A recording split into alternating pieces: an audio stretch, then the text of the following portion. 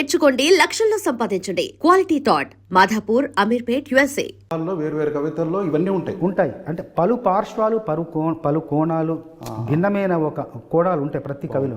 మీరు మొట్టమొదటిసారిగా మీరంటే మీ యొక్క సినిమా పాట ప్రస్థానం అందరికీ తెలుసు, తాజ్మహల్ నుంచి అని మీ పాటలని. నేను సినిమాకి ముందు మీరు వ్యక్తిగతంగా ఉన్నటువంటి మీరు మొట్టమొదటిగా మీరు రాసిన కవిత్వం మీకు గుర్తుందా? ఎప్పుడు రాశారు? నేను మొట్టమొదటిగా రాసిన పాట ఏంటంటే, చిన్నప్పుడు మా స్కూల్లో ఒక టీచరు ప్రకాష్ రెడ్డి గారు అనుకుంటా, సైన్స్ టీచరు, తను బదిలీ అవుతున్నారు, ట్రాన్స్ఫర్ అవుతున్నారు. అప్పుడు మాకు వీడ్కోలు సభలను చిన్నప్పుడు పెట్టేవాళ్ళు స్కూళ్ళల్లో. పెట్టినప్పుడు ఆయన చాలా మంచి సార్, ఆయన మాకు సైన్స్ టీచరు. అప్పుడు అందరం అప్పుడు నాలో ఒక చిన్న ఆలోచన వచ్చింది, సార్ అందరూ మాట్లాడతారు, మాకు బాగా చెప్పేవారు, మాకు బాగా మార్కులు వేసేవాళ్ళు, చక్కగా చూసుకునేవాళ్ళని చెప్తారు కదా. అప్పటికే బాగా పాటలు భజనలు పాడేవాడిని కాబట్టి ఒక్కసారి ఆయన మీద దాన్ని పాడదామని చెప్పేసి, వచ్చాడు పెద్ద సారు తెచ్చాడు మంచి పేరు, అన్నల్లారా చెల్లెల్లారా మల్లియలారా మాలికలారా అనే పాట ఉంది. అసలు ఆ పాటకి ప్యారడీగా ఈ పాట అన్నల్లారా చెల్లెల్లారా వచ్చాడు పెద్ద సారు తెచ్చాడు మంచి పేరు అని ఆ 4 వాక్యాలు అయితే గుర్తున్నాయి. పాడడంతో ఇంకా పిల్లలందరూ ఇంకా అసలు మామూలుగా పాట పాడితేనే సంతోషపడతారు. అలాంటిది మన సొంత కవిత్వంలో మళ్ళీ సార్ గురించి పాడటంతో ఒకలాంటి ప్రోత్సాహం అయితే వచ్చినప్పుడే బ్రహ్మాండంగా ప్రోత్సాహం. అలానే కాదు, అప్పుడు నేను సినిమా పాటలు పాడేవాడిని, భజనలు ఆధ్యాత్మిక భక్తి గీతాలు పాడేవాడిని కదా. అప్పుడు మా స్కూల్లో ఒక క్లాస్లో సార్లు వచ్చేవాళ్ళు, కొంతమంది రాకపోయారు కదా. సారు రాని క్లాస్కు నన్ను వెళ్ళి బాగా అల్లరి చేసేవాళ్ళు, సార్ అంతా బాగా అల్లరి చేస్తారు కదా, నన్ను వెళ్ళి కూర్చొని, బాబు నువ్వు ఒక పాట పాడరా, వెళ్ళి పాడితే వాళ్ళందరూ ప్రశాంతంగా కొంచెం నిశ్శబ్దంగా ఉంటారని ప్రతి క్లాస్కి నేను వెళ్ళి పాటలు పాడుతూ, చిన్నగా పాటలు పాడుతూ, వాళ్ళకి మాత్రం వినిపించేలాగా పాడుతూ వాళ్ళ అల్లరిని తగ్గించేవాడిని అనమాట. ఇలాగా స్కూల్లో నాకు మంచి పేరు, మంచి గుర్తింపు, ప్రోత్సాహం కూడా ఉండేది పాటలు పాడడానికి. అంత సినిమాల్లో మన స్కూల్ నుంచి వచ్చిన తర్వాత మళ్ళీ ఇంజనీరింగ్లోకి వచ్చిన తర్వాత కూడా అప్పటి వరకు కూడా పాటలు పాడేవాడిని. కానీ ఒక మిత్రుడు శ్రీనాథ్ అన్న, చాలా సందర్భాల్లో చెప్పాను, ప్రతి సందర్భంలో చెప్పాల్సిన వ్యక్తి ఆయన. ఎందుకంటే నా జీవితాన్ని మలుపు తిప్పింది ఆయన. పాటలు పాడుతూ ఉండేవాడిని. పాటలు పాడడం కోసం చాలా ప్రయత్నాలు చేశాను. తను తీసుకెళ్ళారు, చాలామంది దగ్గర తీసుకెళ్ళి వినిపించారు. చూద్దాం, బాగుంది, బాగా పాడుతున్నాడు, చూద్దాం అన్నవాళ్ళు, కానీ ఎవరు అవకాశం ఇచ్చేవాళ్ళు కాదు.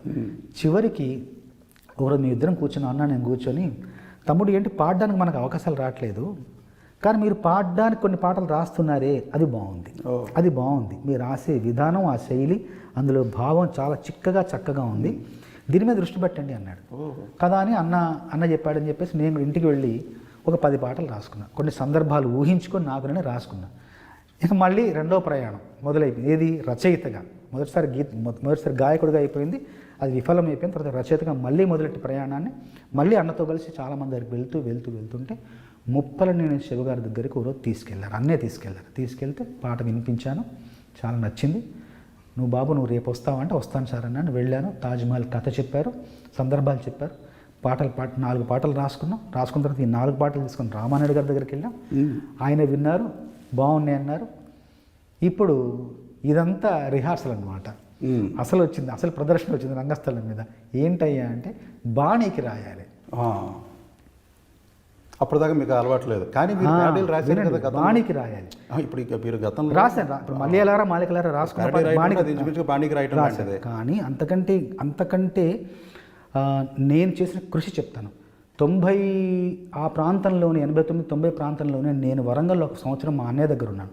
అప్పుడు మీరు నమ్మరు, వరంగల్లో ఒక చిన్న నగరంలో నేను అప్పుడు ఇళయరాజు గారికి వీరాభిమాన్ని. అప్పుడు ఇళయరాజు గారి పాటలే కాదు, ఇళయరాజు గారి సింఫనీ, అలా ఒక మ్యూజిక్ కొన్ని చేశారు, కొన్ని క్యాసెట్స్ చేశారు, అవి కూడా వినేవాడిని.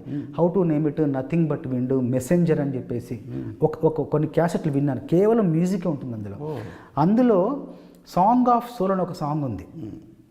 Composers breath, song of soul, nothing but wind అని ఉంటే, దాంట్లో సాంగ్ ఆఫ్ సోల్ ట్యూన్లో ఉంటుంది. వేణు హరిప్రసాద్ చౌరస్తా గారు ఆయన వేణువు వాయిస్ ఒక ట్యూన్ ఉంటుంది. ఆ ట్యూన్కి, ఆ వేణువుతో చేసిన స్వరానికి, దానికి నేను పదాలు రాశాను.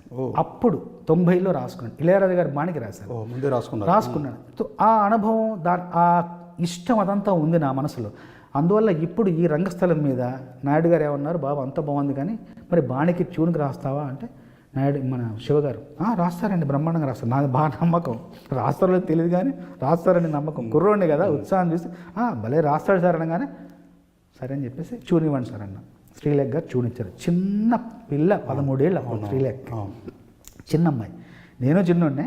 ట్యూన్ ఇచ్చింది. ట్యూన్ ఇచ్చి నాకు కనీసం ట్యూను వినడానికి టేప్ రికార్డర్ కూడా లేదు నా దగ్గర. శివగారే ఒక చిన్న వాక్మెన్ ఇచ్చి నాన్న ఇందులో వినన్నారు, తీసుకెళ్ళాను. ట్యూన్ 2 సార్లు విన్నాను, పాడుకున్నాను, పక్కన పెట్టాను. 2-3 సార్లు పాడుకొని అందులో ఇంక పదాలు మంచు కొండల్లోన చంద్రమా చందనాలు చల్లిపో మెచ్చి మేలుకున్న బంధమా అందమంతా అల్లుకో మొగ్గ ప్రాయంలో సిగ్గు తీరంలో మధురమీ సంగమం కొంటె రాగంలో జంటగానంలో వలపుకే వందనం మంచు కొండల్లోన చంద్రమా చందనాలు చల్లిపో అంటూ రాశాను. రాసిన తర్వాత ఈ పాటను తీసుకుని శివగారు చెన్నైకి రికార్డింగ్కి వెళ్ళారు. రికార్డింగ్కి వెళ్ళాక కొత్త కుర్రోడు రాశారని చెప్పి శాస్త్రి గారి దగ్గర తీసుకెళ్తే శాస్త్రి గారు పాటను చదివి బాగుంది, చాలా బాగుంది శివ, కొంచెం కుర్రోడ్లో ఉంది, చాలా రోజులు ఉండేలాగా ఉన్నాడు అన్నది. అనగానే మీరు ఎలా చెప్పగలుగుతున్నారు శాస్త్రి గారు, ఒక పాట రాశారంటే లేదు, అందులో కలయికల కావ్యమై శృతిలయల సూత్రమై 1000 ఏళ్ళు వర్ధిల్లు కరగని చెరగని తరగని ప్రేమల్లో బాణికి రాసిన ఒక అందం ఉంది, అర్థం ఉంది, నిండుగా ఉంది, ఈ అబ్బాయి చాలా కాలం ఉంటాడయ్యా అని చెప్పేసి శాస్త్రి గారు ఆశీర్వదించారు. వెన్నెలకంటి గారు ఆశీర్వదించారు. భువనచంద్ర గారు అయితే ఏకంగా ఏమన్నారు తెలుసా, అతిశయోక్తి అనుకోకూడదు వీక్షకులారా, తప్పుగా అనుకోకూడదు, ఎందుకంటే భువనచంద్ర గారు అన్నమాట చెప్తున్నా. చాలా అప్పుడు వినేసి వీడేదో పూర్వజన్మలో ఏదో ఒక గొప్ప కవి ఉంటాడు అన్న తర్వాత కొన్నేళ్ళకి 10 ఏళ్ళకి నాయన నేను మొదటి పాట కూడా చెప్పాను నాయన, నువ్వు పూర్వజన్మలో వాల్మీకి అన్నారు. మీరు వాల్మీకి అవునో కాదో గురుగారు, ఆశీర్వాదం మాత్రం చాలు నాకు. ఈ ఆశీర్వాదం, ఈ మాట చాలు, బలాన్ని ఇస్తుంది. నాలాంటి ఒక మారుమూల గ్రామం నుండి ఎలాంటి సాహితీ నేపథ్యం నేను కుటుంబం నుంచి వచ్చిన వాడిని ఈ రకంగా ఆస్వాదించారు. నేను వాల్మీకినో ఇంకోదో నాకు తెలుసు నా స్థాయి ఏంటి, నాకున్న శక్తి సామర్థ్యం నాకు తెలుసు, కానీ మీరు అలా ఆస్వాదించారు కదా, అదే కొండంత బలం ఇస్తుంది నాకు, ఇంకా ముందుకెళ్తాను అంటే చిన్నాన్న అనేవాడిని బాబాయ్ అంటాను భువనచంద్ర గారు. ఇలా పెద్దలందరూ వాళ్ళు నిండు మనసుతో నన్ను ఆశీర్వదించారు. శాస్త్రి గారు ఆస్వాదించారు, వేటూరి గారు, వెన్నెలకంటి గారు, భువనచంద్ర గారు, ప్రతి ఒక్కరు నన్ను వాళ్ళు బాగా ఉండాలని నా శ్రేయస్సునే అభిలషించారు. వాళ్ళందరి దీవెనలతో ఈరోజు పెద్దలందరి ప్రోత్సాహంతో ప్రేక్షకులందరి ఆదరణతో ఈరోజు ఇంతకాలం నా ప్రస్థానం కొనసాగుతుంది.